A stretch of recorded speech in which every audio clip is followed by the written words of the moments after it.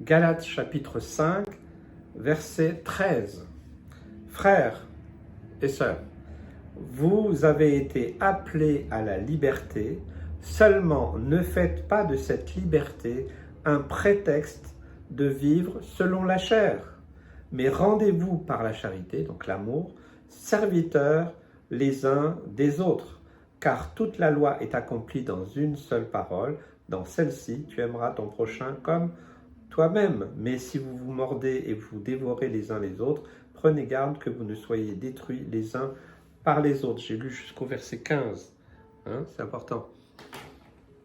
Alors, c'est une exhortation de l'apôtre Paul aux Galates qui invitait l'église de Galate, les chrétiens de Galate, et aussi encore nous aujourd'hui, à vivre non selon la chair, avec tous ses désirs,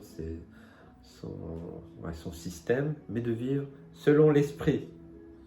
Encore une fois, il est question de liberté. Nous disons souvent, j'ai été libéré à la croix, mes chaînes sont tombées, je ne suis plus esclave du péché, on le chante aussi, on proclame ça, voilà, on proclame cette liberté acquise par Jésus-Christ à la croix. Mais quand nous sommes libres, vous savez, moi j'ai été aumônier pendant pas mal d'années, j'ai remarqué quelque chose, pour avoir parlé à beaucoup de détenus,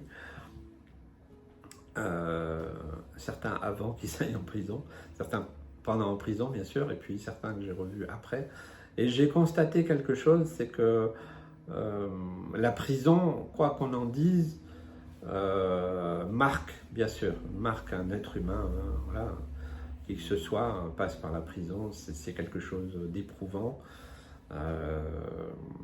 ça marque, et puis pour ceux qui ont connu Christ ou qui ont eu une démarche de Christ, qui demandait par exemple au revenir aux réunions, il y en avait quand même pas mal, toutes les semaines, voilà, certains s'inscrivaient, c'est eux qui s'inscrivaient, donc c'était leur désir. Eh bien, j'ai vu des hommes sincères qui vraiment voulaient s'en sortir, voulaient vraiment suivre Christ ou ses préceptes. J'ai vu aussi des gens qui voulaient profiter simplement d'un temps hors de leur cellule. Peu importe, voilà, je les accueillais toujours avec amour, avec voilà, compassion, avec respect. Et il y avait ce respect vraiment très bon. Mais, donc bien sûr, ils attendaient la liberté, ils attendaient leur jugement, leur fin de peine. Ok, donc ils savaient qu'ils devaient se tenir à carreau pour avoir quelques jours supplémentaires ils peuvent sortir, ils peuvent voilà, avoir plus ou pas, c'est pas des bons points, mais ils peuvent gagner des heures ou des jours de détention en moins, suivant leur comportement. Ou alors, voilà, moi j'en ai visité aussi au mitard, comme on dit, et voilà, généralement, eux, ils alourdissent leur peine. Mais ce que j'ai remarqué, c'est qu'ils attendaient cette liberté. Et souvent, je leur disais, mais tu vas faire quoi quand tu vas sortir ? Ah mais ça va être merveilleux, je vais plus faire de bêtises, maintenant j'ai compris, voilà, et puis oui, je vais venir à l'église, tu verras, tout ça, des gants, voilà, ils prenaient la Bible et tout ça, bon, ok, alors j'en voyais sortir, et puis certains ne maîtrisaient rien au niveau de leur liberté, ils ne savaient pas quoi faire. J'en ai connu une tendance violente, je lui ai dit, bon, fais attention quand tu vas sortir, voilà, sois prudent, voilà, ne va pas te prendre la tête avec qui que ce soit, voilà, reste calme. Et alors, il est sorti, bien sûr, quelqu'un est venu le chercher, il dit, allez, viens boire un coup. Ils sont allés dans un bar, ils ont bu, mais plus qu'un coup, ils ont bu au-delà de ce qu'il fallait. Il y avait un gendarme qui était là, avec son collègue qui buvait un café. Et puis, lui, de rage du temps passé en prison, et bien tout ce qui représentait la loi, voilà, il s'en est pris au gendarme et il lui a cassé la mâchoire de mémoire, voilà. Et donc, le jour même où il est sorti, il est revenu en prison. Certains ne savent pas quoi faire de leur liberté.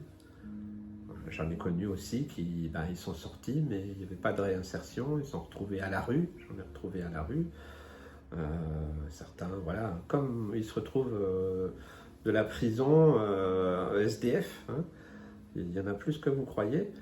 Et voilà, certains, ils faisaient aussi tout pour retourner en prison, parce que leurs conditions en prison étaient meilleures que celles dans la rue. Certains ne savaient pas quoi faire de leur liberté, comment vivre cette liberté.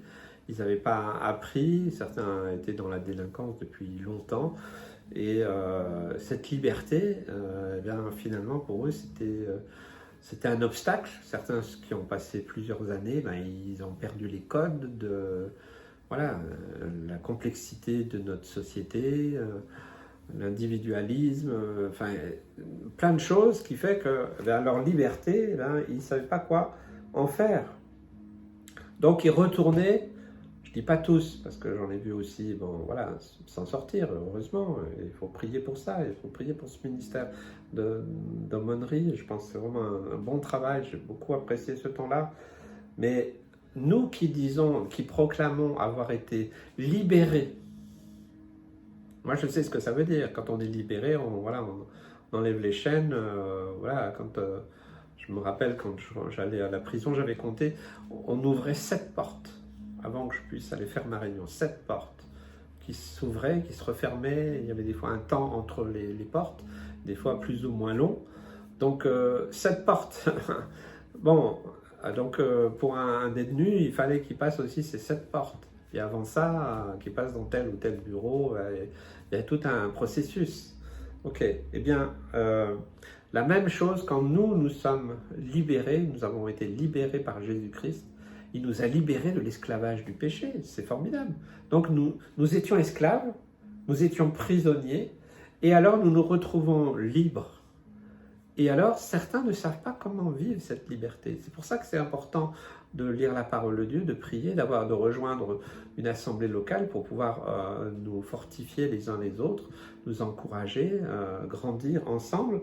Parce que certains, puisqu'ils disent que maintenant je suis libre, ils se permettent certaines libertés.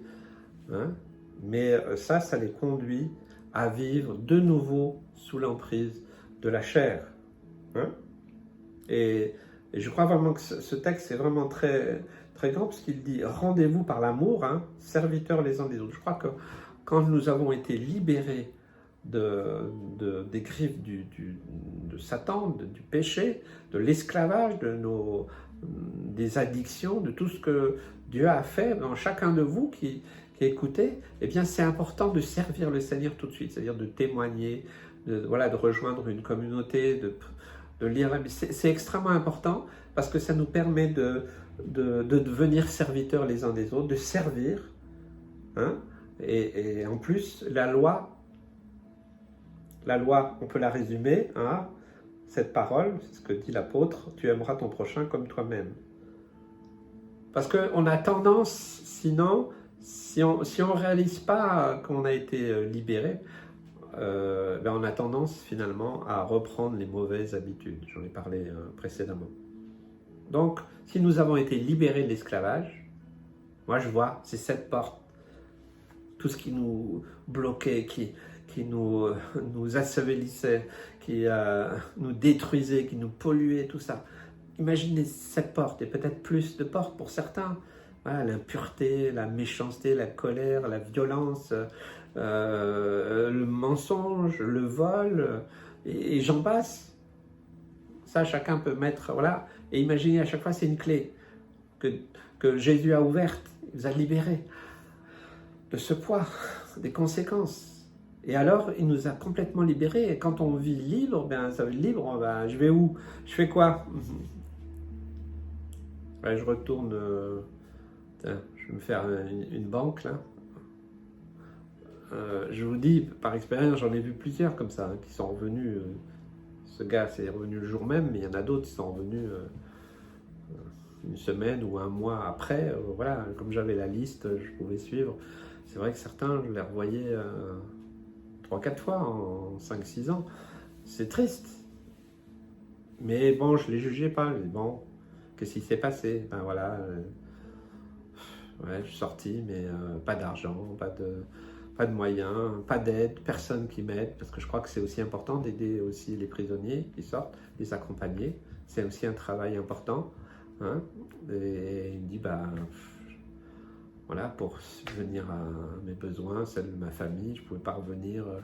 Ben voilà, j'ai fait ceci, cela, j'ai dealé de la drogue et tout ça.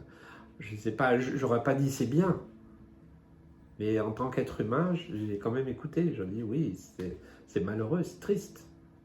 Mais tu es retombé dans l'esclavage, donc tu es de nouveau en prison. Et certains ne savent même plus vivre dans la liberté. Mais nous qui avons acquis cette liberté par Jésus-Christ à la croix, est-ce que nous savons vraiment vivre dans cette liberté, libérés de ce péché? Parce que ça veut dire qu'on va être confronté toujours à ces péchés. C'est-à-dire qu'ils sont là tout autour de nous. Hein. La tentation, la séduction, les possibilités. Puisqu'on est libre, on peut faire ce qu'on veut. Hein. Personne ne voit ce que vous faites sur Internet le soir quand tout le monde dort dans la maison. Hein.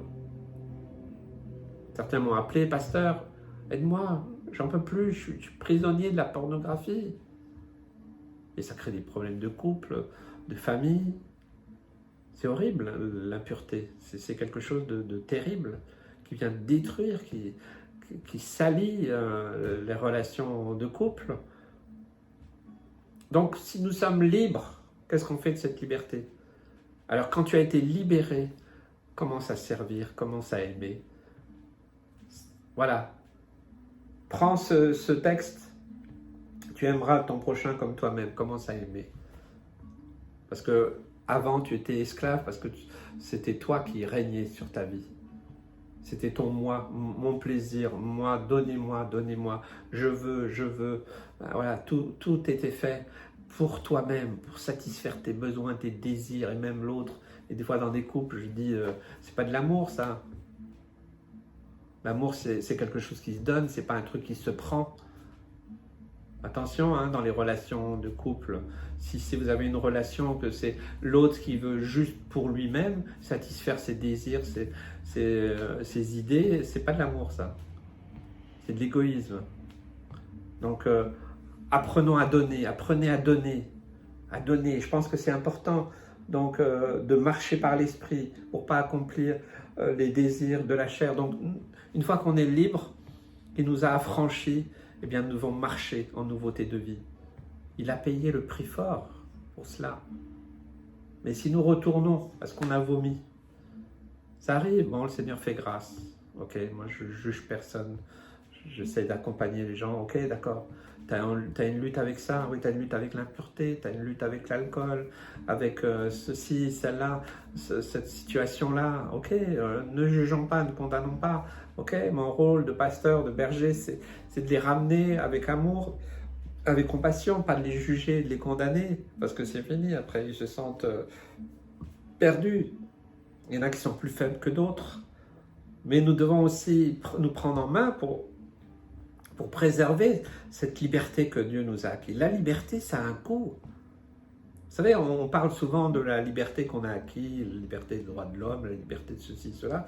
Mais si on se rappelle ceux et celles qui ont souffert pour cela, ils ont souffert avant nous. Certains ont payé de leur vie pour avoir certaines libertés. Je ne dis pas que tout est bon, hein, mais il y a quand même des choses. Hein. Je me rappelle de cet Anglais qui a lutté, c'était un chrétien, qui a lutté contre la ségrégation, l'esclavage. Il a payé cher. Hein, il y a eu des morts dans cette période aux États-Unis aussi, entre le nord et le sud. Il y en a qui ont payé le prix fort pour avoir la liberté de vivre. Voilà, aujourd'hui, il y a des lois difficiles, compliquées avec la pandémie. Suivant. Moi, je ne porte pas de jugement de valeur. Je dis juste, il y a des lois liberticides, il y a des lois qui sont difficiles. C'est difficile parce qu'on veut être libre, libre de faire ce qu'on veut. Alors, voilà, on ne va pas opposer droit et devoir. Ce n'est pas mon rôle, je ne suis pas de la politique. Mais j'ai un avis personnel par rapport à ça. Mais quand on connaît la liberté, on n'a pas envie de la perdre. Je ne sais pas si vous avez été déjà une fois en prison ou même en visite. Je vous assure que c'est impressionnant. Si on emmenait les jeunes des quartiers, dire aller visiter la prison du coin et puis faire rencontrer. Vous savez, moi j'ai remarqué, il y a beaucoup de jeunes qui allaient en prison, mais en fait ils étaient fiers d'aller en prison parce qu'ils vont rencontrer le caïd qui va leur apprendre le truc qu'ils ne savaient pas. Donc eux ils aimaient bien la prison. J'en ai vu de ces jeunes là, ils étaient très arrogants, très difficiles, mais certains j'ai pu avoir contact avec. Ils avaient eu des enfances vraiment catastrophiques. Voilà. Rappelons-nous que la liberté que Christ nous a acquise, ça ne doit pas être un prétexte à retourner à vivre par la chair. Mais rendons-nous serviteurs les uns des autres, ayant pour on va dire comme leitmotiv, comme slogan personnel, d'aimer notre prochain, de servir le Seigneur et d'éviter de nous mordre ou de nous dévorer les uns les autres, parce qu'on peut être détruit. Beaucoup de couples, de familles, d'assemblées, d'entreprises sont détruites à cause des rumeurs, des méchancetés, à cause de la position des uns des autres qui veulent plus de pouvoir que d'autres, plus de liberté qu'eux, et voilà, tout ce genre de rivalité et tout ça. Ça vient aussi des fois dans des assemblées locales, c'est triste. Ils veulent la place du pasteur, mais ils n'ont pas reçu le don, ils n'ont pas reçu l'appel, donc c'est une folie. Certains veulent des places, ils veulent être connus, reconnus et tout ça. Tout ça, c'est vraiment mesquin, ça n'a rien à voir avec le royaume de Dieu. Mais ça existe. Alors, gardons dans nos cœurs cette liberté que Christ nous a acquise à un prix très fort. Ne l'oublions jamais et ne faisons pas de cette liberté un prétexte pour faire ce que nous voulons, de faire n'importe quoi. Que Dieu vous bénisse, que Dieu te parle aujourd'hui parce qu'il t'aime et qu'il veut réellement te sortir de l'état où tu es, dans le nom de Jésus. Sors de ta prison.